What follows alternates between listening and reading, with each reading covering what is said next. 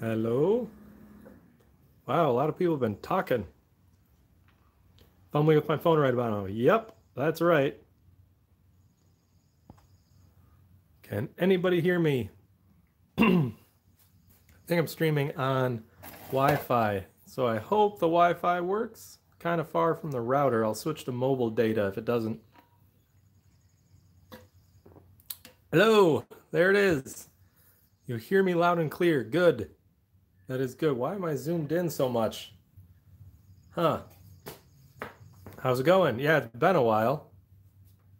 Been a while since I've done a live stream. Been kind of crazy here. How's everyone doing?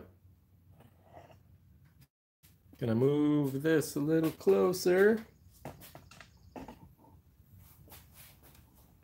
All right, 28 people. Nice. Nice, nice. Finally, yes. Hello, John and Ethan and some other people. Very loud. I can't change the volume. Cannot change the volume. I think I fixed these in case anyone's interested. I think I had a problem with, there's the camera.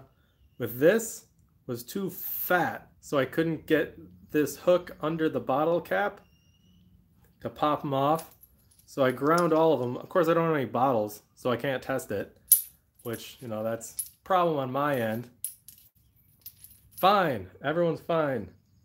Hello from the Netherlands. Hello from Spain. Thanks for the live stream. No problem. You are welcome. What's up? I am enjoying a long weekend. The start of a long weekend. You are hearing impaired. Yes, I am slightly hearing impaired also. Rob the neighbor's fridge. I don't think the neighbor's garage is open. I have my fridge. My fridge is here. I can switch the camera. See? Right there. You can see my wonderful many trees of spring clamps over there. 3 days post knee surgery. That doesn't sound pleasant. Hello from hell. That's what it feels like. Where are you? I look younger, or is it a new phone cam? No, it's the same phone. I don't know why I'd look younger. I'm healthier. I'm actually not drinking garbage all the time, so that's nice. Hello, what do you know? Oh no. Did the furnace give you hearing damage? No, I wear these when I'm running the furnace. How dare I get younger? Yeah, I might be a lot younger than you now. You're about the same age, I think, Cone Dodger, right? Roughly similar, within a year. I did not get hearing damage from the furnace. I got hearing damage from childhood repeated ear infections that were very severe. North Carolina, yeah, that'd be pretty hot. 20-year-old, the flat carbonated beverage was an aberration. That's not normal. Smarter than hearing protection. Yeah, I kind of wish I could wear earmuffs like all the time. That would be pretty cool, just because I don't like loud noises. 100 in the garage. Let's see, hang on.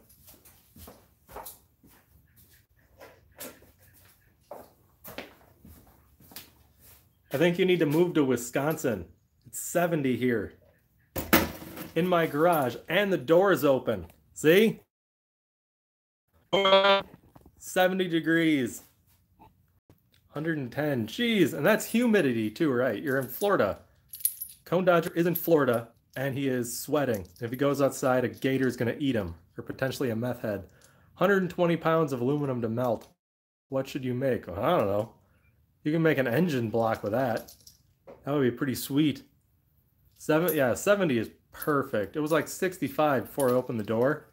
But I was like cleaning out and doing stuff because I didn't want crap on my floor. It's going to get over 80 though here. Hang on, my thingy is loose.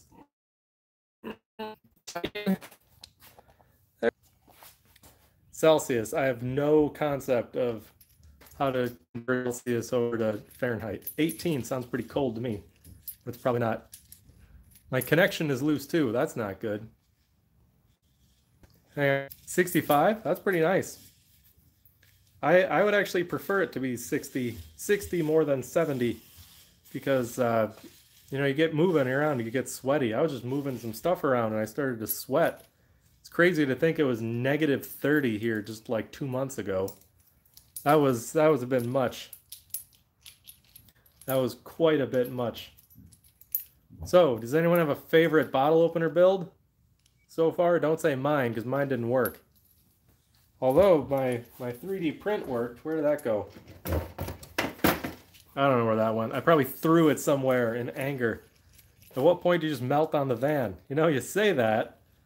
Mine was, I do feel bad. Yes, thank you, Cone Dodger. I'm probably going to melt the transmission in the van, because it's the case on a transmission. Hello, Catnip from Milwaukee. The case is cast aluminum, very high quality cast aluminum. I think it's A356, but like pretty good stuff. And it's an AOD, so it's a 4-speed automatic that's basically garbage. And it's wore out, so I think I'm just gonna melt the case, which will give me a lot of nice aluminum, because most of this is actually die casting aluminum. It's the wrong alloy for sand casting. The engine though, I don't know what I'm gonna do with the engine. It's cast iron, but it's not broke or nothing. Do you test the 3D print to open a bottle? Yes, the 3D print worked. That was the very end of the video. It was my frustration, and then I grabbed the 3D print and just pop, bottle cap came right off. More angle on the dangle. So what I did was this part here was really fat, and I couldn't get the edge here. Focus. The edge. I couldn't get that edge, a sharp edge, under the rim of the bottle cap. So I took an angle grinder and I ground that down a lot. Not so much on that one. Here's a better one. I gave it more of a sharp dealy. Of course, if I ground out this little opening a little more, could get a little more angle on this dangle. And then it should work. Do you save cans? No, I do not. I do not save cans. Dweebs was good. Yeah, his was really good. Aluminum bronze with a walnut handle. I don't really drink anything out of cans, but I stopped saving them because they're not very good alloy for casting. And I have a better source of pure aluminum alloy. I use extrusions. Still have the cast cone in your keychain. Excellent. Very good. I'm glad it hasn't wore out or nothing. That was one of my very early castings. Use cans and ant beds. I've never tried that. I have too many neighbors. Although there are a couple, every year I get a couple new big ant colonies that show up and I have to poison them to death so they don't get in my house. But I could try that. You're under the impression US bottles are twist caps. Some of them are. That bottle was not from the US though. That was bottled in Jamaica and we bought it in Jamaica. Although some, I think the glass Coke bottles, those are twist offs generally. I should probably stop just jiggling these in my hand. They're making a lot of noise. Said I could toss these around, my big blocky ingots. Yeah, digging out is a pain. Soviet Russia, bottle twists you. The open part of the paint opener is really? It's this? I got this paint can opener. Does that work as a bottle opener? To put it under and pop? It might. Did it make you sick? No. Are you grilling out this weekend? Oh, okay. That makes sense. Yeah, that looks like a bottle opener. How didn't I know that? Huh. Interesting. I am not grilling, although my family is grilling and I'm going to their house. We celebrate my mom's birthday usually this weekend. Although her birthday's not right now, but it just makes it easy. Clay turns to brick and doesn't kill all the ants. Interesting. I've been trying to think of something to do with clay. I have some clay that's good for raku firing, and raku firing is very much heat shock. There's a lot of heat shock in raku firing, so the clay is good for heat shock. So I was thinking making crucibles out of that, because normal clay, if you just have it in the oven at like 400 and you pull it out, it'll break. Raccoon firing, yes. Yes, you burn raccoons. Now raku firing is, you heat the thing up to like red hot, glowing red hot, and then you take it right out of the kiln, which will blow most clay up, but raku clay is different. You take it out and you dump it into a steel bucket full of like ashes and wood shavings and other crap, which bursts into flames immediately. Then you stick a lid on it so it smothers the flame. So you just get all the smoke. It's called a reduction atmosphere. There's no oxygen in there because any oxygen gets burned with the wood ash, and then wood ash is like a flux to the clay, and it's pretty cool. Raku firing, RAKU, Raccoon Firing Roadkill Cafe. That might be cool. Isn't that how coal is made? Yeah, I think it's super. You mean like charcoal? It's wood that's superheated, but not in an oxygenated atmosphere, so it doesn't burn. It just like burns out all the something or another, and just gives you like, yeah, charcoal. Yeah, it's something like that, but they do it with clay because there are ways to fire clay. Mine's just electric oxidation. Then there's reduction kilns. They usually use fire. You know, fire to burn up the oxygen. Use gas or wood or something. Ant bait no longer have a problem. Yeah, that's what I do. I get the big bags and powder it all around my house, and then ant traps and like ant killer inside. And I don't know. I just kill and poison the crap out of them. They keep coming back. It's like they don't want to die or something. Don't think you'd want to use big spills. Yeah. Join forces with the ants. Ain't? The ain't? Who's the ain't? You are too Florida. I don't think you're on enough drugs to be too Florida. Bag sugar away from the home. Oh, to draw them away? That's a good idea, I suppose. I just want them dead. Dead and gone. My cat inside seems to keep all the mice away, which is nice. Although my 2-year-old keeps throwing his food on the ground, and I know there are crumbs all over the place that I just can't get to. Sugar in the neighbor's yard. Yeah, there we go. Also, I actually have a new neighbor, and I always get nervous. This is the second time the house next to me sold. And take a look at this. That's the house, and that's their window. Like, my garage doesn't face the road. It faces that guy's window. So if that guy moves in and he's a jerk, wow, this lens is dirty.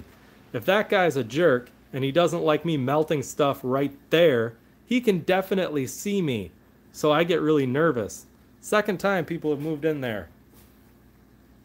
I've met him though. He's a cool guy, so I'm probably okay. I don't know. He's an electrician, so maybe he's cool with like doing stuff. You're in Scotland. Hello, he's not paying my bills. That's true, but I'm not entirely sure on the legality of melting things. Yeah, my house is mine though, so that's true. I'm just in a neighborhood, and you know, laws and cops, and so far no problems. But like, I try to keep quiet. I don't screw with people. You know, I don't. I keep my lawn as free of weeds, and I don't. Like, one of my neighbors has this big diesel truck with like the big loud pipe, and he like starts it up at 3 a.m. and all of that. I don't do that. Now, yes, the Jeep has actually been used. Electrician gives you copper. Well, he might, but he's not an independent electrician. He works for a company. The Jeep is right there, and it has been used. Not a lot. She doesn't use it quite as much as I would have liked. She just drives to the backyard, stops, gets out, and plays on the playground. Copper would be really nice. Hello, Craftsmith. You know, kids, you buy them a really expensive toy and they barely use it. Like, I want my iPad. Yeah, but it was a learning experience for me, you know, learning to make all the crap. And like, I learned to weld on that thing. I learned MIG welding on that project. And then, you know, got to the van and I haven't had a problem. Have to drive it myself. Yes, I will need to beef up the floor pan a lot. And the rear axle is really flimsy. And it's going to need more power. I already have a plan for more power. I got batteries and everything. So I'm going to convert it 24 volt. I got the batteries already. That was an awesome build. Thank you. I really wish it had gone faster. which is what I think about everything. Seems like if I don't get it done in one or two videos, it takes a year. Weed eater engine, that would be cool. Will there be casting tonight? I don't know. I still have to cast that the last gingery lathe part. But I have a couple of sheet metal projects that I have to do, like for my dad. He wants a couple things to make, and he bought me a bunch more sheet metal tools. So I'm gonna make his stuff next, probably. Although I might have the next video might be the gingery casting. I don't know. Immobility cart, strong engines. Might be a good idea. What 3D printer? I have a Prusa i3 Mark IIs. It's not their most recent one, and I haven't bought any of the upgrades. Although you see a guy in chat named Phantom Pinecone. He's bought some of the upgrades for it. The upgrades are like hundreds of dollars, and I haven't found myself really needing it to be better. Although more wife and Paul vids, maybe. You know, it's kind of tricky to get her out here because we have kids, and one of them's 2-year-old, and he's kind of a terror. You know, like 2-year-olds are. So possibly. We are trying to get a craft area built in the basement and then kid-proofed. So maybe some of that in the future. I really don't know. What do you want to see her do? She's not interested in doing any metal casting. Although I see her in a reflection. No, that's another kid. It's a 5-year-old kid. That kid is 2. The little one is 2. Yeah, the one you haven't seen. The little... I don't think he's been in a video. He's 2. The bigger one's 5. He is 2, and he does not appreciate the Jeep at all. He really doesn't like his big sister's driving. How are the storms? Not bad. Print your upgrades into Lost PLA method. Maybe. You mean upgrades for the printer? The upgrades are like software and extruders and stuff, so you can get multiple colors, and that would be kind of neat. The storms didn't screw me up, but one of them hit a house that I was in while I was fixing the refrigerator, and that was really crazy. You know, lightning, when it strikes right there, it sounds very different. Hello from Germany, Kurzenmacher. That's a cool name. Think you bailed? Oh yeah, I did bail on some of your races because my wife was having a baby. That's true. When will the 2-year-old be old enough to drive? When he can reach the pedal, probably. And it doesn't have power steering, so he's got to build up some muscles first. Kurzenmacher's candle maker. Oh, that's cool. Oops, dropped something. This is my only non-digital key for my RX-8. I shouldn't be playing with that. Or cheese maker. I like it. I like cheese. Good old Wisconsin. Lots of cheese here. Quite a lot. Now I'm really paranoid I'm going to lose this thing. Lost the other one. That made me upset. This is why you don't buy ZK's Saab. Yeah. Yeah, I wouldn't mind a Saab. Especially a rally Saab. That would be pretty cool. But I'm trying to like... Alright, DH. I'll see you later. Thanks for stopping by. I'm trying to accelerate the van progress a little bit. I think we could probably... Yes, you should buy it. I would totally buy a Saab. If I had room. I was just saying the other day, man, I wish I had a Saab Sonnet. That would be really cool. Cast a new key. That would be a cool project, actually. Lately, I chopped away some of the outer sill, and I've been trying to get in here. Come on, camera. See, the inner sill's gone, but around here, that's all jaggedy and rusty. And this is like a brace, and I don't want to cut into this. So that's being kind of challenging. Although I have cleaned and rust-proofed this. All of the outer stuff that I've finished, that's all good. I just cleaned up and clear coated. So this has no paint, it's just clear coat. And I got all of this finished up. I just haven't seam sealed that. Got that cleaned up, not seam sealed. It's become a storage unit, which is kind of a bummer. You know, storage for a lot of things.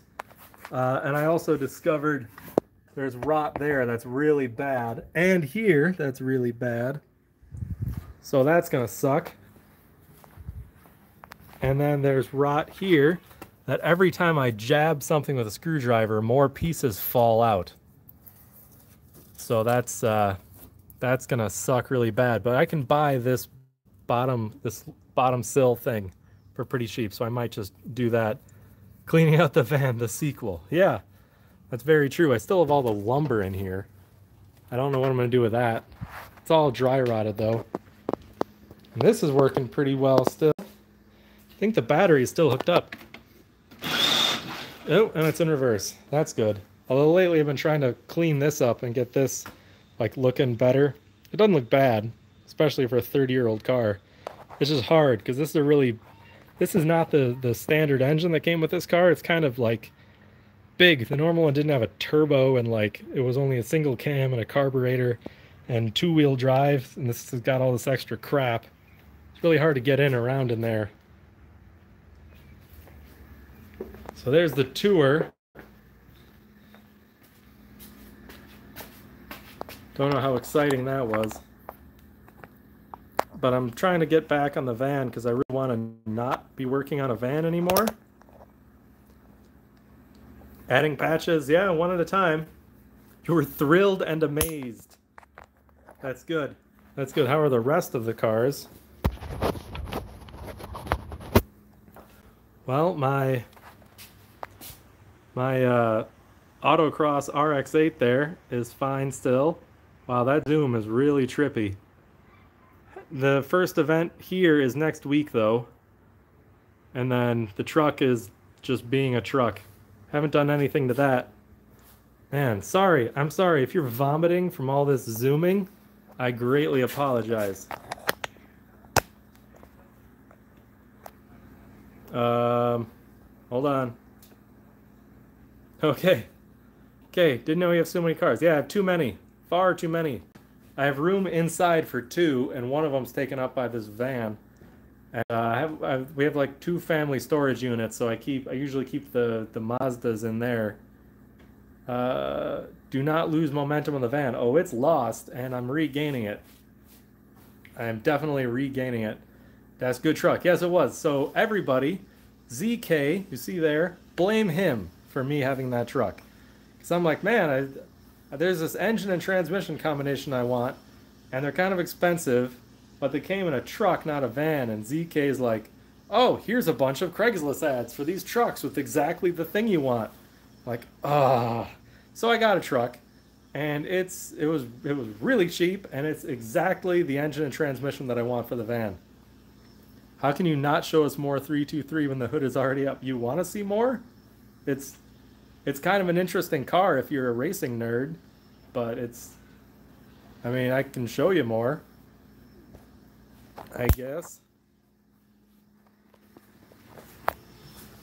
So the normal 323s kind of suck. Sorry for the angle. Sorry for the angle. I'm trying to wipe off the thing. So it's a 323 GTX, which is like a special edition 323. It's homologated for Group A rallying, FIA rally. It's got this garbage flapper mass airflow sensor that 80s cars had, which kind of sucked. Turbos down there. That thing.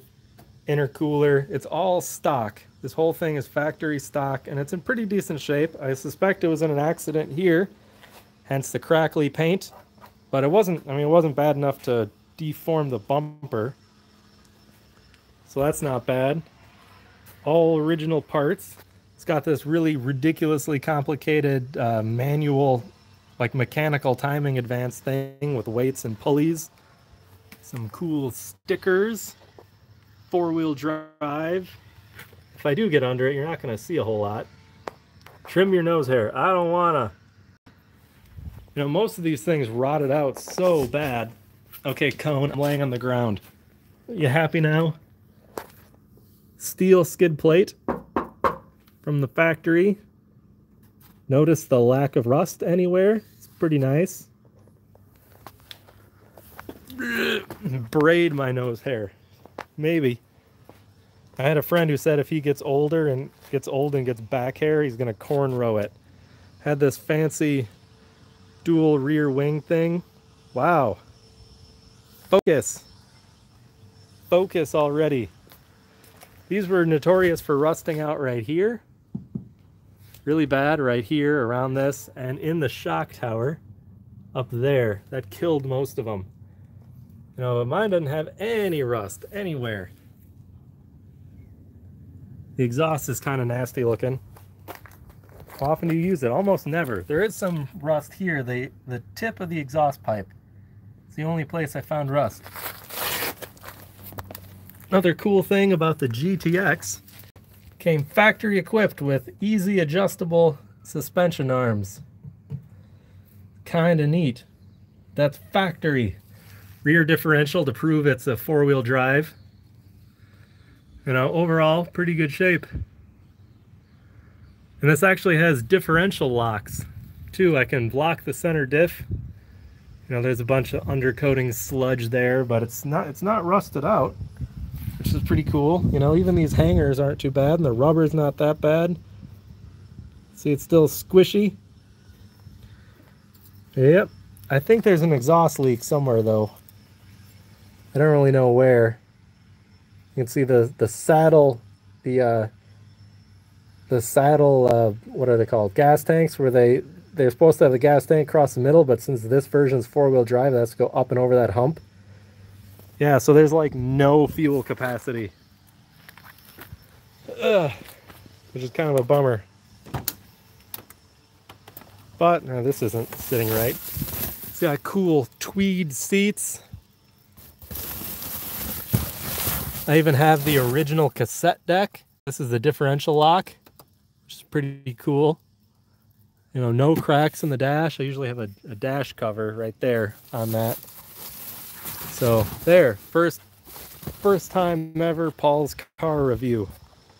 I reviewed a car. It's fun. It makes turbo noises. It's not very fast, not very loud either. It's just kind of normal. Not a GMC fail. I don't have a GMC. I got a Ford. There's a Ford. Year, this is in 1988. Ex-recovery agent, you are welcome. I'm glad you enjoy metal casting. So 1988, it's got the fancy digital dash. Focus. And 42,800 miles. So very low miles for the year. Which is pretty nice. Still like more than double what the RX-8 has on it. But pretty low for a 30-year-old car. Alright, I'm getting sunburned out there, so I gotta come back in. I am super white, in case you haven't noticed. So any little bit of sun gets me burning quick. 87 GMC truck. My van is an 87. Do not know a way to 100% tell the difference between zinc and aluminum. It is not slightly heavier, it is much heavier. Like 3-4 times as heavy. Violently oxidizes. Yeah, zinc melts much lower, like 800 degrees colder temperature, and it's very heavy. If it's extremely light and you don't know if it's aluminum or magnesium, put vinegar on it. I think if it bubbles, it's magnesium, and you do not want to cast that. Zinc, when it's melted, yes, has bad fumes. The white fumes coming out the top. Cone Dodger is an 87. I'm an 88. That means you are older than me, so that's why I look younger. No rust, not from Wisconsin. No, I bought it when I was living in New York. I think it was originally sold in Pennsylvania, but the people just must not have... I mean, they didn't drive it much at all. It's only 40,000 miles. So it's... I don't know, they must not have driven it in a lot of salt. Zinc bubbles too, does it? I really don't know. I don't really melt zinc. From New York also. I'm from Wisconsin. I lived in New York 3 years. That's where I bought the 323. The guy who was selling it also had an RX-7 that I wanted to buy, but I couldn't afford either one of them, so I just bought one. You know how it goes, and that's part of the reason why I don't have any space. You know, ZK, if you hadn't convinced me to buy the truck, I'd have room for a Saab. Probably wouldn't buy it though. That's a long drive to get a Saab that doesn't run. Got some 70s models around here. Yeah, the van and the 323 are older than I am. The 323 I think was built in 87, although it's an 88 model. Hello! Hello, Cryogen from the UK. Pretty late for you there, isn't it? It ran when parked. Yeah, so did the van. And right now it's only got 2 wheels on it and no radiator. And the air conditioning compressor is over here. Or the air conditioning condenser. I think you can see right there. And a cross member here. And 2,200 hours. That's not too bad. Any more sciencey stuff planned? Did the AC have Freon in it? No, it runs R12, but I have a bunch of R12 in a tank back there. Part of the advantage of my dad used to do air conditioning repairs, so I have Freon, but I'm saving it because the 323 runs R12. My mom has an old Supra that runs R12, and it's not leaked out, but just in case, you know, in the future.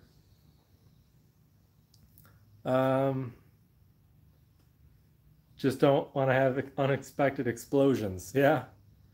Youngster, you were born in 66. Is anyone out there older than that? Chirpy's here. Hello. We were talking, do you know a way to test if something is zinc or not? 63. There's someone older. If my dad shows up, he's the oldest. He was born in 47. Kevin Myers, 59. All right. Can anyone beat 59? I think my air compressor is probably older than that, but other than that, I don't have much older. I got a violin from like 1914 inside. That's probably older than everyone. Oops. None of my tools are that old, though. I think my air compressor is probably the oldest. That might be 50 or 60. Whoa, look at this. You did this to me, Cone Dodger, and laid on my driveway, covered in rocks. We've been live 32 minutes. So far, I've just talked and shown you a car. I deserved it. Thanks. You're off to work? All right, I'll see you later, TMNT. Sternsy. Is that how you pronounce that? I don't know. Yeah, I've been doing some bead roller stuff. Playing with my bead roller. Got a cool Argyle panel here. This is just scrap. Garbage. I got a motor for the bead roller. There it is. Ooh, sewing machine from the 1890s. That's pretty old. I do not have any tools that old. Tiny Isle of Wight. Nice. That's not a lot of people live there. Am I right? It's pretty small. I mean, guess my city's 60,000 where I live, a little over. How does that compare? Lots of commercials for that motor. Yeah, it's not too bad. My dad got it for me for Christmas, so obviously the thing I'm going to make for him is going to use a lot of bead roller action. I attached it here. As per usual, the instructions kind of sucked, and of course I threw the gear healed thing away. There's like a cover shield thing for that. Pitch that, don't need that. And it's got directions. So we can go one way. See, it's going this way. Now it's going the other way. It's got a switch, but it's a 3-position switch, so if you're in the middle, it won't do anything. And then it's got a speed control, infinite variable speed control. So that's kind of nice. You have a trilobite. That's old. It's older than any of my tools, that's for sure. What's my favorite tool? I don't know. I have a work toolbox, but that's just mechanical stuff. I don't really like, I don't know, I don't appreciate mechanical work as much as I like doing sheet metal and welding and casting. It's in a stand. Hang on. Was it? Mine's not in a stand. Mine's just, my bead roller is, I just clamp it in the vise. I don't have a stand for it. I'm going to build a stand for it eventually, but I don't have, I don't have floor space. Although if I keep the 323 here, not the RX-8, that buys me like another 4 feet in front because this thing is so tiny, that little car. another reason I'm kind of bummed I have a huge van. It takes up half my garage. It's so big.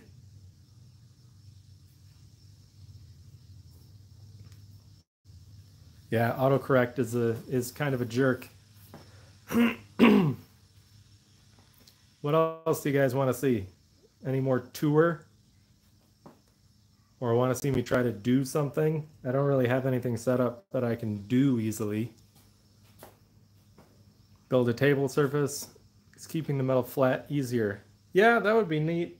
I do have this little table. My forge isn't set up right now. I can't forge anything. I have this little table here that I built with a little platform and a sandbag. So like with this, if I put the metal up here, can pound lumps into it with this mallet that I got. And then I can take it over to the English wheel. English wheel and planish it there. I did some of that.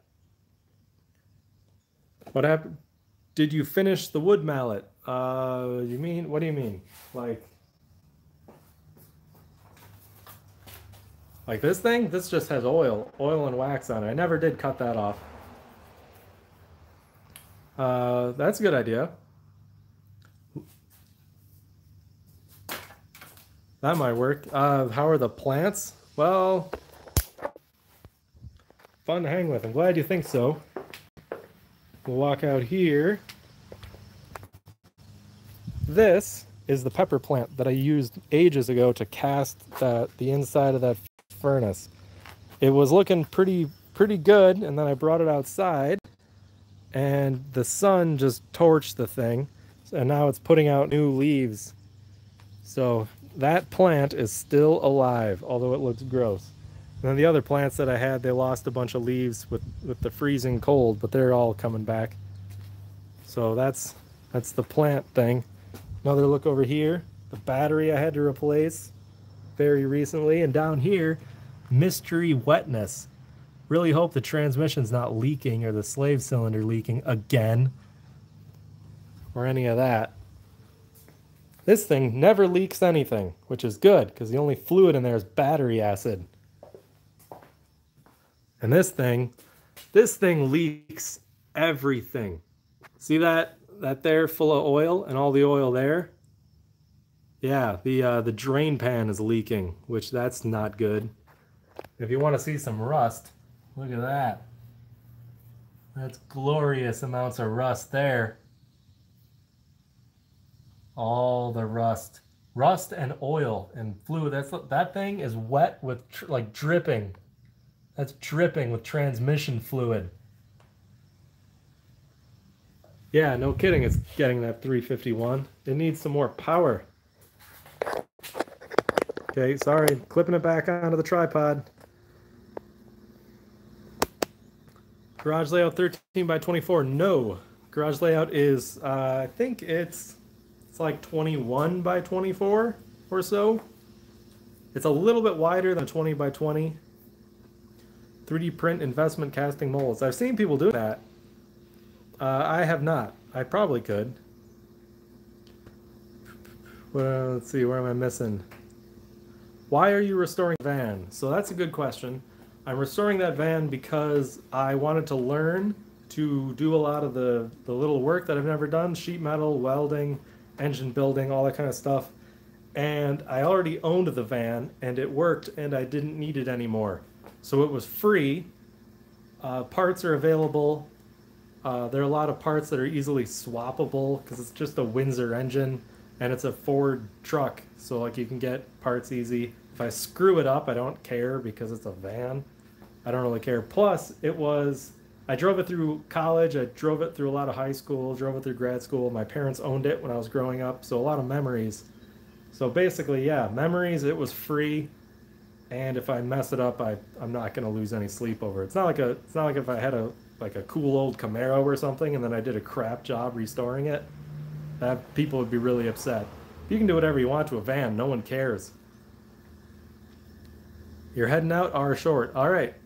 Thanks for stopping by. I'll see ya. Yeah, terrible to work on and maintain the engine. That's true. You see, it doesn't have a very big hood on it. It doesn't have a very lengthy hood, but still, the of the engine is there, you know? Like that's the back of the engine. So the whole engine is centered under the dash. It's not even under the hood.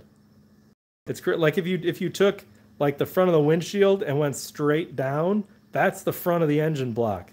The RX-8 over there is the same way. It's got this long hood, but the engine is like here. All this is just wasted space. But this body, they put it like 5 or 6 different engines in, including a long straight 6 and a turbo diesel, like a big V8 turbo diesel and all that. So this is just a dinky engine shoved into a bigger engine bay. Yeah, the RX-8 engine, the engine's like this long. It's really tiny. How many people joined in on the Openers Open? I really don't know. Yeah, Jeeps do leak. They mark their territory with oil and all other fluids, especially oil filled with brass shavings and stuff. Captain Jerk, hello. Yeah, a lot of people did the Openers Open. You know, it's weird to think if you have a van and you want to change the spark plugs, you need to take the dash off, or the doghouse off. And it helps with this one.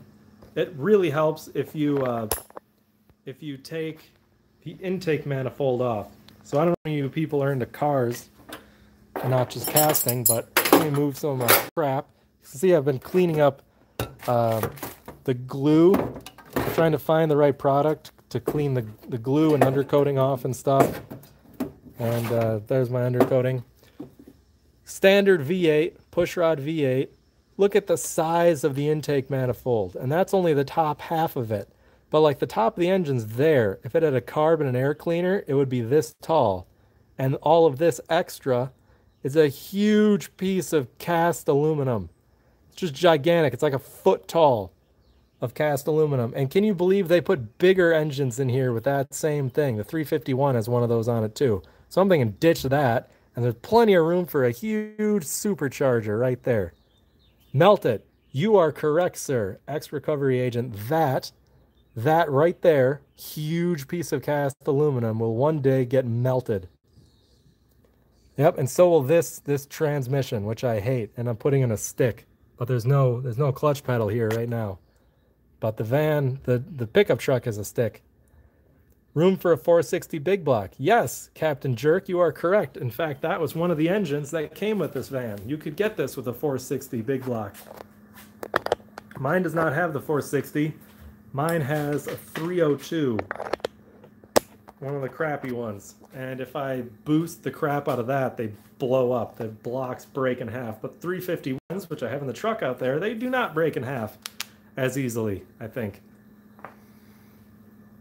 Ramp truck has a 460. Yeah, the 460 would be pretty cool. I've heard modifying those isn't as easy. Like parts availability, there were too many variants, but like this and the 351, they're just Windsor small blocks. You just say Ford small block heads, and boom, they fit. So should do it all right. Pass everything but the gas station. Yeah, well, I got 2 gas tanks, 42 gallons of fuel capacity. Yeah, oh, I'm probably gonna crank the boost until it blows up, and then so I got this friend, and this friend is engaged to a wonderful woman who has a father who is an engine builder in town, and in many years, when I get this done and I boost it until it blows up, I'm sure I could say, hey, here's a bunch of money, make me an engine block that won't blow up. So, but that's in the future. In this hypothetical future, I have a lot of money, so. I mean, why not, right? It's hypothetical anyway. It's not like I don't have money now, but I might. What if I win the lottery tomorrow? Huh? I'd have to buy a ticket. That's not going to work. I'll have to do something. I don't know. Start trafficking some kind of contraband. 69 Cougar. That would be pretty cool. My grandma had a 69 Cougar. My grandma, she had a 69 Cougar with a 351. I think it was 351 4-barrel and a 4-speed on the floor.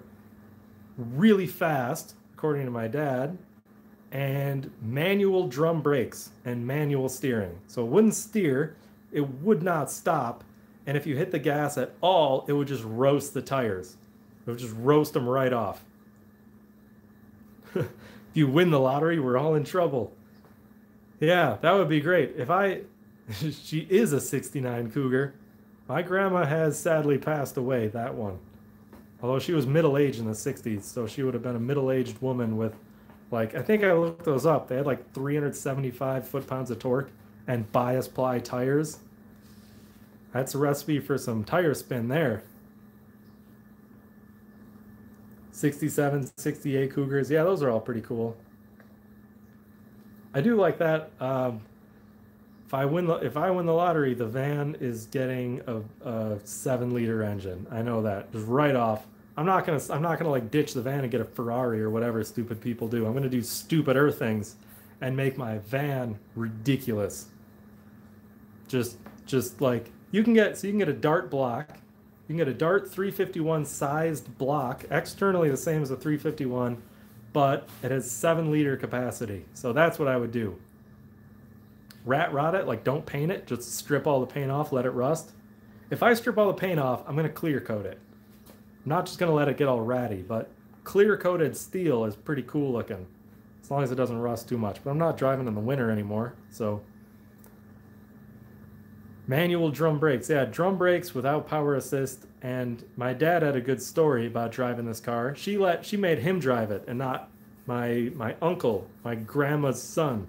She wouldn't let him drive it. She would let my dad drive it because my dad wasn't a psycho. He wouldn't just burn the tires off. And he said he was driving down the country road, just driving, and like half a mile up, someone pulled out of a bar, probably drunk, into the oncoming lane coming at him. And he was going like 60. And he said he both foot nailed the brakes hard, and he says he would not have been able to stop it had the drunk guy not realized and weaved over to the correct side of the road. He would have just plowed right into the guy. And it probably would have taken 30 seconds to reach it, and he would not have stopped because the thing's brakes were so terrible. Hello, Shaper Andy. Hello, and welcome. Paul Jote wonders if a Triton V10 would fit. The newer Econolines had a Triton V10, and our work Econoline van, our old work Econoline van has a Triton V10, and I don't want anything to do with that engine. I do not want anything to do with that. It blew up at 150,000. It doesn't have a lot of power. It's really big. It's just no. I'm not putting in a Triton V10. DeLoreans are made from stainless steel. Yeah, my van is obviously mild steel. I'd rather have it mild steel. I don't want it stainless steel because like it's a lot harder to shape stainless steel. You get a lot more cracking, a lot harder to weld it, I've heard. And I'm not very good at welding. So I'll just stick with mild steel. Yeah, clear the bare steel. That would be pretty cool. Yeah. Firefighter will pick up the tickets and live a nice life. Yeah. Detroit 2-stroke diesel. Also a solid idea. That would be pretty cool. You could get these with a diesel. I think the year that this year they had 6.9 diesels, and the later ones, if you were in the early 90s, I think you'd get a 7.3 from the factory in this kind of van. Subframes on a DeLorean were normal metal. Yeah, they rusted pretty bad. I heard that's what happened to like a lot of the Lotuses too, like the Lotus Elan, or they're not the Elan, the Europa. The whole body is fiberglass, but the frame underneath is steel, and all of these fiberglass bodies exist with no frames because they rusted apart because British cars don't last, I guess. They just crumble into dust. So we're just rambling. Is rambling okay? V12 Detroit diesel in an FC. That would be insane. You should do it. Do it. Tell Powers to do it. ZK, enabler of bad ideas. Make Powers do that. Just drive all the way to his place and make him do it, and then make him buy your Saab. It's my stream, I guess, but I'm doing it because, want people to watch. Right? I don't want to bore everyone. I'm just chit-chatting here. Oh, I got some interesting chit-chat. Check this out. I just got glasses. Yeah. They're just astigmatism correction. Like, I'm not near or farsighted. They're just for astigmatism. I can see fine without them. Nerd. Yes, I actually did specifically want black rim nerd glasses, if possible. These weren't the nerdiest ones they had, although they're much lighter than the nerdiest ones they had, and they kind of hold on to my face. And when I'm like working, I need them to like stay on when I do this and not mess with me. So that's why I got these ones. I didn't really want the red things, but I have a bright red watch and a bright red car, I guess. So that works. So yeah, they're also transitions, so when I walk outside I don't get blinded, which is cool. But like, one thing I don't like about these, well, I like the glasses in general, but one thing I don't like about wearing glasses, it screws up my depth perception. Like, I have perfect depth perception right now, and I have like almost 20/20 vision without them on. I used to have much better, I used to have 20/15 with no glasses. But now, like, when I have them on, they don't cover right on my feet, that field of vision.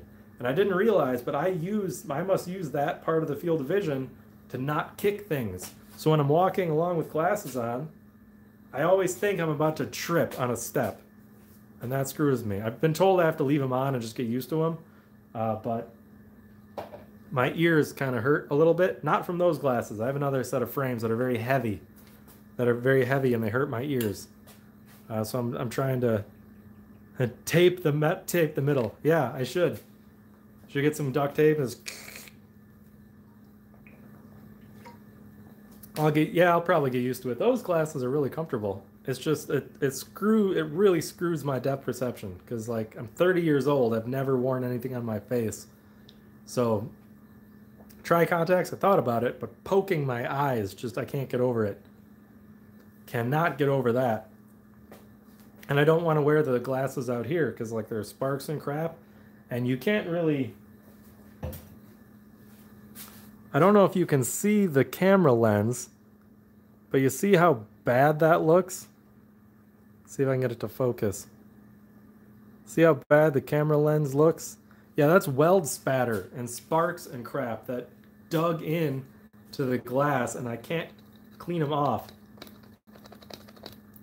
So that's why I want to be extra careful with glasses, because those glasses were more expensive than this camera. To be fair, I bought this used, refurbished, and it's kind of a cheapie anyway, because why spend a lot of money if I'm going to get welding spatter on it?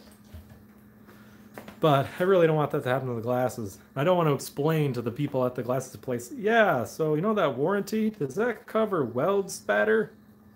I'm not sure it would, and I don't know. Blind in one eye and can't see. That's too bad. 20s. Diabetes. I've heard that screws up your eyes really bad. That's kind of a bummer. When I rotate, the world is moving. Is the world moving now? Woo! Sorry if that made you vomit. But yeah, so that's... Don't be surprised if you see me wearing these in the future. And they don't, to be honest, I don't think they really help my vision all that much, because it's not that bad to begin with. Like with my glasses off, I can read everything. But if I have to focus on something that's really tiny, like because I have an astigmatism, everything gets really sharp because I can focus. I'm not near farsighted. Everything's sharp, but it's got a little shadowy haze around it. And they said, like, yeah, astigmatism does that. So everything I focus on, I can focus, but it's still not focused. So I got like a focused image with an unfocused blur around it. When I put these on, the blur goes away. Everything is just super sharp, but my depth perception is like, it's not like flattened. It's like if you play a video game and it's in a 3D world around you, you can kind of tell what's closer or farther, but at the same time, you're looking at a two-dimensional screen. So like, you can tell where things are in 3D space, but it's not depth perception. You know? That's what I think this is kind of like. Yeah, if I shut one eye, then it's just two-dimensional. But if I have them on a long time, it's great. Take them off, then I get kind of a doubly vision. It was really bad when I first started doing it, but after like 2 days, I got totally used to the lenses. I think the lenses are perfect. But I don't wear them when I'm out here because I don't want them to get scratched or get crap on them or any of that. I do wear them at work though, but I'm not grinding at work and I'm not welding at work. I'm using an electric screwdriver. It's very different. Although it does help. It does help seeing like tiny things in the dark. I've always had a little bit more trouble with that lately, like tiny things hidden around stuff in the dark. Although I do a lot of fixing stuff by feel. I just kind of take a look, make sure the power's off, and just reach my arm in. And just kind of like with my face against the side of my arm underneath, have like a tool to fix. I do a lot of fixing like that. You can save a lot of time if you don't take things apart. But you have to know where everything is. So like, I've fixed hundreds of dryers. I know where all the parts are in pretty much every model of dryer. And I can do it by feel, just if I can get an arm in. Otherwise, your dishwasher died. What kind? You may be doomed. Modern dishwashers really suck. There's like 2 of them that don't. Kidney failure, vision, stroke. That's a bummer, man. Life's too short to whine. Don't play the violin. I do play the violin. Just not playing it right. I'm playing it tomorrow. Tomorrow morning I gotta go play. That'll be interesting. I play mic'd, and I don't... It's tricky. I'm not used to being mic'd. Love the show, David. Thank you. John says Kenmore. You see, the thing about Kenmore is Kenmore doesn't make anything. It's all rebranded. So you say Kenmore, it could be anything. Could be anything. Could be Whirlpool, could be Frigidaire, could be LG. If it's LG, run away fast. Hard to say. First 3 numbers of the model number. There's 3 numbers, dot, and then more numbers. The first 3 numbers will tell you what it is. Can you tell why not cast magnesium? Yes. So magnesium, with magnesium, when it gets really hot and molten, it'll burst into flames. And a magnesium fire is really bright. Like it'll burn you. It'll burn your retinas. And you can't put it out.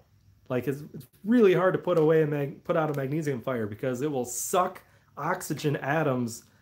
They'll rip apart other chemicals around it and rip the oxygen atoms out. So if there's like moisture, it'll rip the oxygen off of the hydrogen and burn it.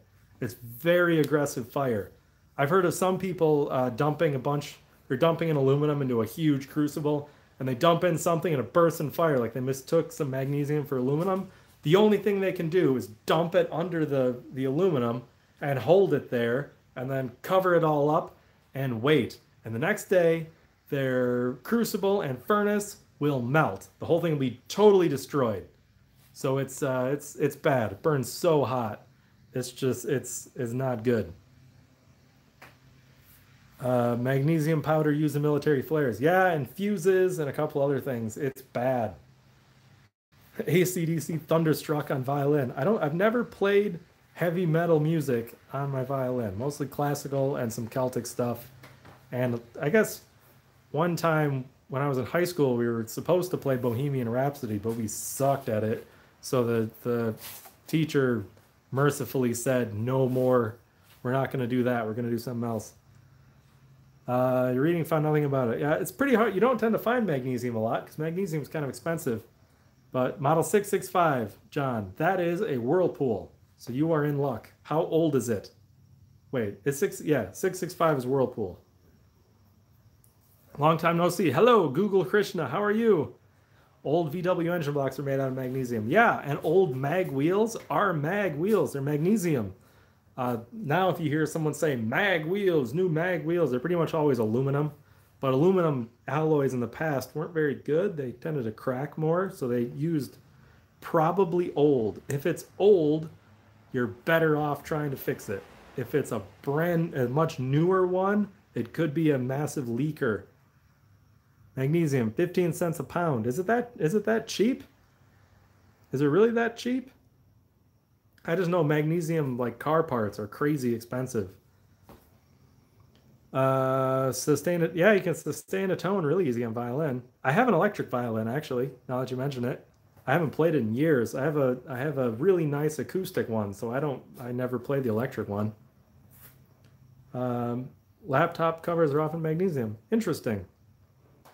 You can TIG weld magnesium. Well, I can't TIG weld much of crap. I can TIG weld steel and very thick aluminum. I can do that poorly. Huh, slightly more than steel. Interesting. Did not know that. But yeah, magnesium parts, that would be very hard to cast. I think commercial foundries have to do, they use like induction furnaces, I think, and they do it in an argon atmosphere so it doesn't burst into flames. Won't wet your tungsten. Interesting.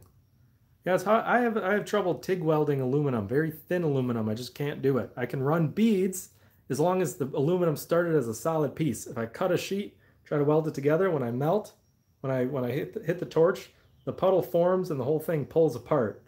And I've been told you need to like use the filler rod to connect the puddle and then just get moving before the whole thing melts. And I just haven't had time to practice it that well. Although I have all the equipment. Live stream some Celtic violin. I don't think so. Can you play while dancing like Lindsey Sterling? I can't dance without playing violin. I imagine if I tried doing anything while playing, I would die. I would immediately trip. I used to be in a group that we did strolling. So like we would have like a group, couple of first violins, couple second violins, couple violas, and then cellos were stationary, and we would like walk around in groups while people were eating dinner. That was fun. Can I play Istanbul? I don't know what that is. I've seen people 3D print violins. ZK did. He printed a violin. There's a short video once of his wife playing some Fritz Chrysler. Forget what the piece was called. Liebeslied or something like that. I've also seen sheet metal violins. People made sheet aluminum ones. That would be kind of neat. Mariachi violins.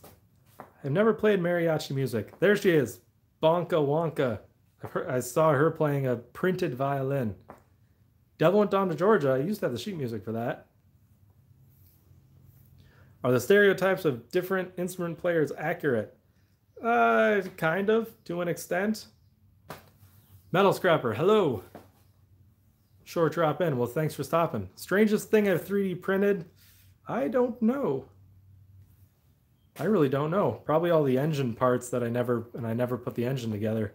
So there's just a pile of like little transmission parts on my desk.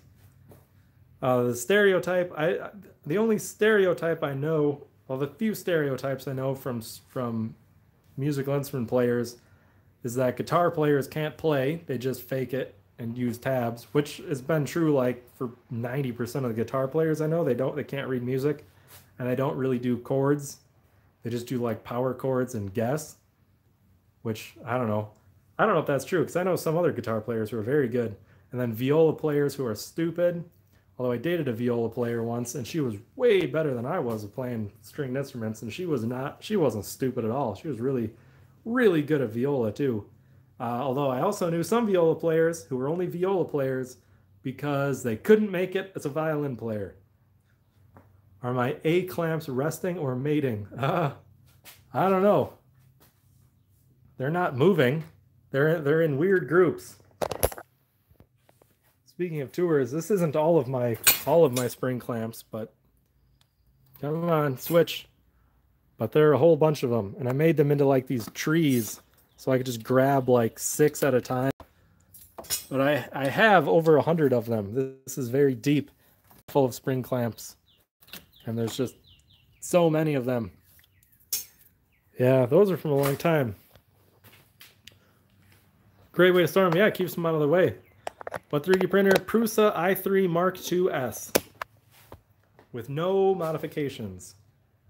I like it. It's I don't have to mess with it much. I got it kind of dialed in. So like, I just like, what do I want? I run it through the slicer, spin, boom. Boom, it works. It just comes out like every time, which I think was supposed to be what the Prusas were good at. So that's good. Someone good at viola. Yeah. Yeah, you don't hear about too many of those, but she was super good at viola. She was probably one of the best musicians I knew as a teenager, who was a teenager musician. So she was probably one of the best, and she played viola, which is weird. Any more blacksmithing lately? I haven't done any, but I should. I've been using the blacksmith burner for the foundry. lately. Creality CR10. Yeah, I think that's sort of a copy of a Prusa i3, but the CR10's big, isn't it? It's like bigger. I know the Prusa Mark III is bigger than mine. Mine's the Mark II. But I think the CR10 is bigger. Where did I get the beware sign? Just beware. I got that at Hobby Lobby. Captain Jerk is leaving. Peace out. Peace out, Captain. I think I got that at Hobby Lobby. I got an interesting shirt too. It says, "I have enough tools, said no man ever." Which is true. I don't think anybody's ever said that. Can make things as big as your head. That's pretty cool. I've only printed stuff like this big. You know, I've noticed there are two kinds of 3D print things that I want to make. I want to make stuff this big, or I want to make stuff this big. I don't really want to make anything this big. You know, it's all this or this. So like no middle ground. If I could get one, my current printer is perfect for 90% of what I want to do. The rest, I want a huge 3D printer, like the size of a room. That would be nice. What I would really like, what I think would be really cool, is if I could print a life-size 351 block in plastic, but lightweight, with all the connections and stuff, so I could do all the mock-up in the engine bay on the van, without having to horse around a 400-pound engine block. I know places make foam ones. They make like styrofoam engine blocks that are all accurate, but they're very expensive. So I don't want to do that, because if I had the hundreds of dollars it would take to buy one of those, I would probably use it on like parts and tools, because I'm not running on like unlimited budget. Yeah, cast with foam. Yeah, the violin took like a month to print, including all the failed ones. That's too bad. I downloaded a couple of violin patterns, some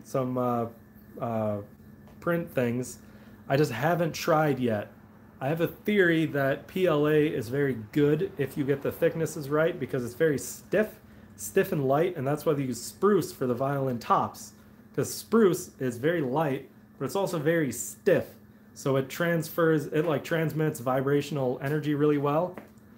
But yeah, I just haven't got around to it. Another thing I want to be able to use a violin bridge and a violin tailpiece and all that without the built-in tailpiece one, because that'll screw with the top vibrating. Aluminum won't resonate well. Yeah, probably not. Plastic might. I mean, it would be cool. I have some wood in the basement that was that I bought to make a violin, but I never did. So I have some old tone wood down there. So I don't have a very attractive looking back, and I don't have the thumb planes and gouges and stuff. Could I paper mache the engine block? Maybe. How hard is it to design in 3D? An engine block? It would take a while. I was kind of hoping I could just like download one, because there's a guy who made a whole bunch of engine blocks, but he doesn't have a Windsor block. It's got LS block, rotaries, 22R, Toyota engine, flathead V8, but I'm not putting one of those in the van, although that would be pretty sweet. It would just be less powerful than the one I already have. You know, can you imagine that? A 1987 van with like a 1930s flathead V8. I'd have to scale it up. Those flatheads are pretty small displacement-wise. You know, they're not like, I'm going for a 5.7 liter, and I think all the flatheads were like 3 point something. I really don't know. I'm off topic again. Make it electric. The van? Make an electric van? I think it would be cool to run electric hubs in the front, like Tesla hubs, and have a huge battery pack. So I'd have the gas engine for rear wheel drive and electric for the front, and I'd have 4-wheel drive. That would be cool. Yeah, what's the topic? Whatever. Just anything. There's no set topic, except all of them simultaneously is the set topic. No electric violin. Yeah, well, that's inside. I don't even think the electric violin, I have an electric violin. I don't think I have any strings on it. And I don't know. So the electric violin I have, the pickup isn't like a magnetic pickup of the strings. It's a vibrational pickup that the bridge sits on. So the strings vibrate The bridge rocks back and forth on an acoustic one over a pole inside, back and forth over the pole. It's called sound post, and a bar on the other side. It's called a bass bar. So the electric violin pickup is just a pad, and the vibration of the bridge is where it picks up the sound. I don't know how I would do that in a violin. Can really fill a live chat with talking. That's right. I can talk about anything. It's probably going to be wrong, but I can talk about it. I'm not all that great with electronics, if I'm honest, like engineering my own electrical system, so I don't think I could make an electric violin. What do I think about cancel culture? What is cancel culture? I don't know what it is. Hand-forged violin. That would kill my neck. So a violin, you're supposed to be able to hold it up just kind of with the weight of your head, so you're not crunching down and you're not holding it up with your hand. It's got rests and stuff, so you just stick it and just kind of meh, and it should just stand there, you know, with no effort on your part. And a metal one would just kill my neck.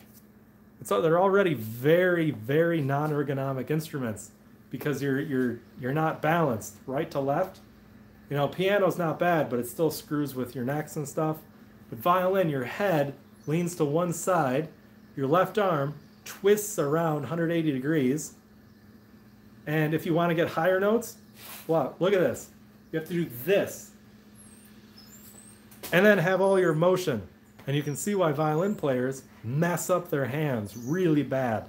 So adding weight would be terrible.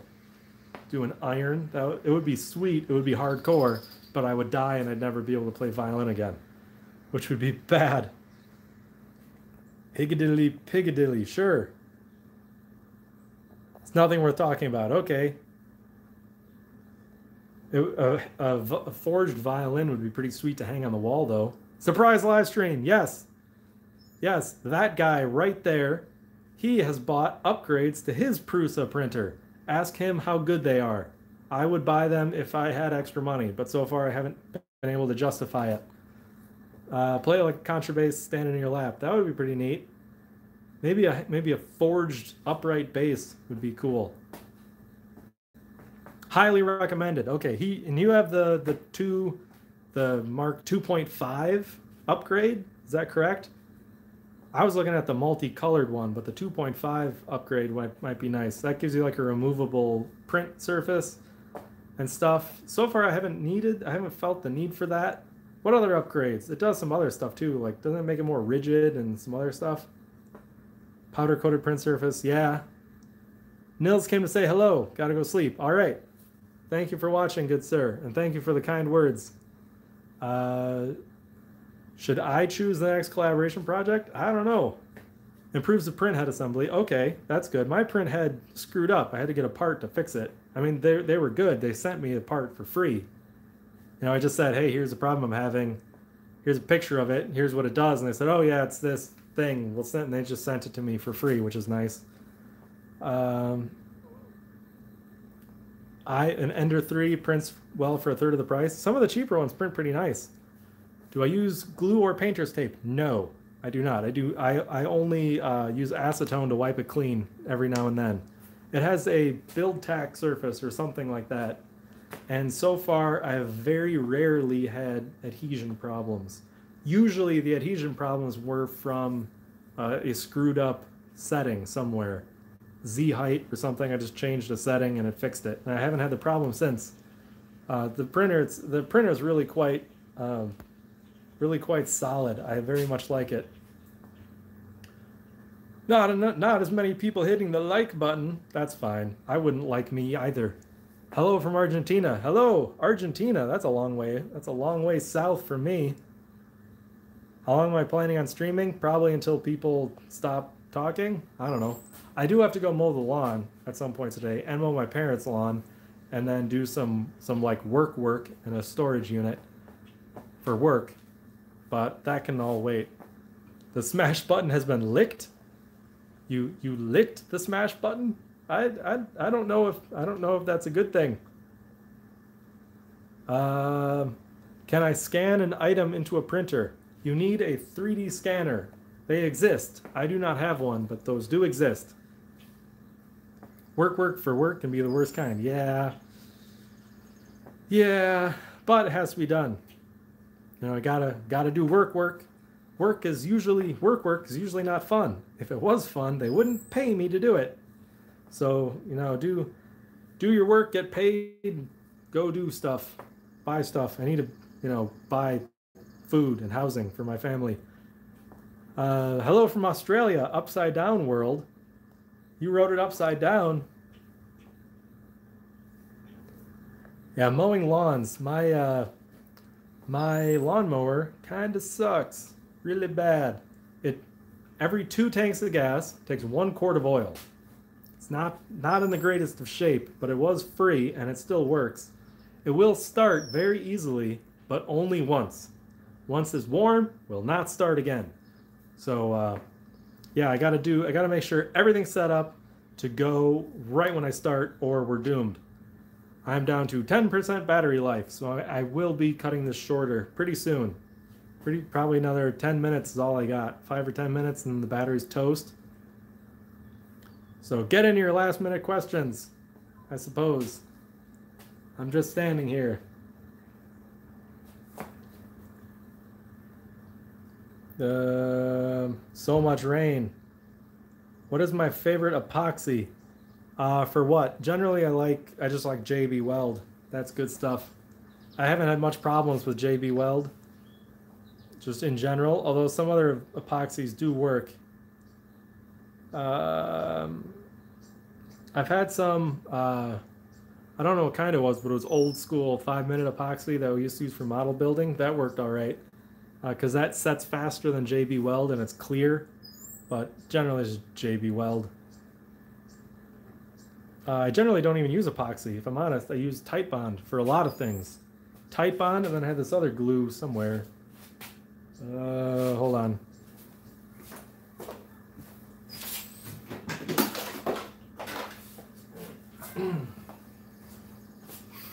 This is an adhesive I use for a lot of stuff. It comes with Whirlpool parts, a lot of parts, and they give you this much of a tube, even though like literally every job you do with it, you need this much. But every time you get a part, it comes with a tube. So we just have tons of this laying around. And it's great for connecting anything to anything, even underwater. Like you can't get it wet before it's dry, but once it's dry, it's sealed. So it's just good stuff. What phone do I have? I think it's a Galaxy 9 or something. Gotta get going. Google Krishna. Thank you, good sir. Thanks for stopping by. How's daughter's health? Her health is great. Never had a problem with her health. It's the 2-year-old that's the issue. He's doing okay too. No, he's not doing too bad. Updates on the gingery build. Yes, I have that last piece to cast. I was going to do that like a week ago, but then, you know, the last couple videos have been challenges. Challenge. So now I'm going to get back to that. Do you balance your lawnmower blade? No, I have never balanced it. I've never even sharpened it. So that's probably bad. Although the mower was like 15 years old when I got it, and it already leaked oil and burned oil. So it was already toast. Yeah, it says adhesive right here, which is great because there's a similar tube that comes with grease in it, and you do not want to mix those up. The grease tubes are only half the size though, which is kind of a bummer. Genuine adhesive.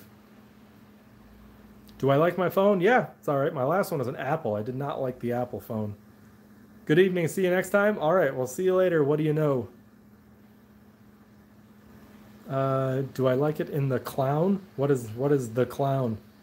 Or a tube of mayonnaise? Yeah, you don't want to smear that on anyone's appliance. They will definitely call you back.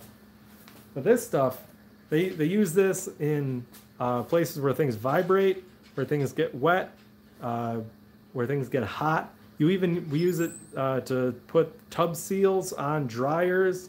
We use it to put around the tub seal in the bottom of the washer that's underwater. So it's like a rubber seal in a plastic tub, and you're supposed to use this to glue it in. So it's good soapy water. It's good on a dryer drums get like 200 degrees, so it's good in reasonable heat. And it never, when it gets on your tools, it never comes off. So just keep that in mind. Never ever comes off. What kind of motor will I choose for my lathe? It will probably be a washing machine or dryer motor that I snag from the work truck. maybe off a Whirlpool or perhaps a Speed Queen, depending what I can swipe most easily. Probably a Whirlpool. Are they powerful enough? Yeah. Old washing machines have very powerful motors. Need the girl started. All right. Thank you for stopping by Ivy's Forge and Homestead. Old washing machine motors can be very powerful. The older you go with appliances, you get very powerful motors. So like a brand new dishwasher has like 150 watts. They kind of suck. Old dishwasher, 650 watts. Two-stroke gas for the lathe. That would be intense. That would be intense. I think some old washing machine motors are like a horse and a half, something like that. I have some around. I suppose I could just check. But dryer motors are less powerful. Washer motors are really powerful. Motorcycle engine would be sweet. I know somebody with a moped, and it runs kind of. Maybe I buy that off him and use that motor. That would be pretty sweet. I think it's a two-stroke single cylinder moped. Try to convince him to turbocharge it, but I don't think he's going to do it. I don't think a turbo would do anything to it. It would just blow it up faster. But it would look cool. 302 lathe. That would be intense. That 302 in that van, 160,000 miles, and it runs great.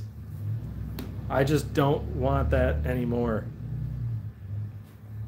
3 horsepower shredder. That would be intense. Yeah. 4.5 liter V8 engine. I don't have anything. I don't have any V8s that small. Got a 5 and a 5.7 and then a rotary and a couple of 2 liters. Or no, the Mazda 1.6. It's not 2 liter. I wish it was 2 liter. That would be sweet. Have a little more power. Of course, you can get a lot more power out of those real easy because 1980s engines, especially turbocharged ones, they breathe like crap. They have like all the plumbing is just pinched down. There's no airflow through anything, and the turbo is like this big. So there's anything you do to that engine gives you more power, all the way up until the transmission breaks, and there aren't any more. 2.2 4-cylinder.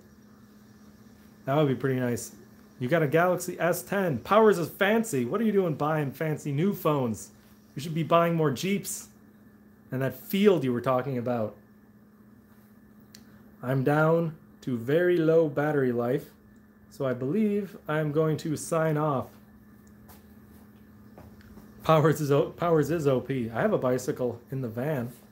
I'll hook up my wife's bicycle and make her pedal it. So that'll power the lathe. Whoops. Yeah, I'm gonna head out because my battery is dying and I don't have a charger out here. But thanks everyone for stopping by. We had about 60 people most of the time on average, which I like. That's a perfect amount. Thank you everyone. Thank you Shaper Andy. Any more plans for challenges? If other people come up with them, you know, that would be good. I will head out. I got some lawns to mow. We've been streaming 1 hour and 23 minutes. I probably will not leave this public. I'll put it unlisted, but it will be in a live stream playlist for anyone in the future who wants to go through those. I just don't want them cluttering up my upload feed. So thank you all for watching. I will see you next time, hopefully with a little bit more electricity.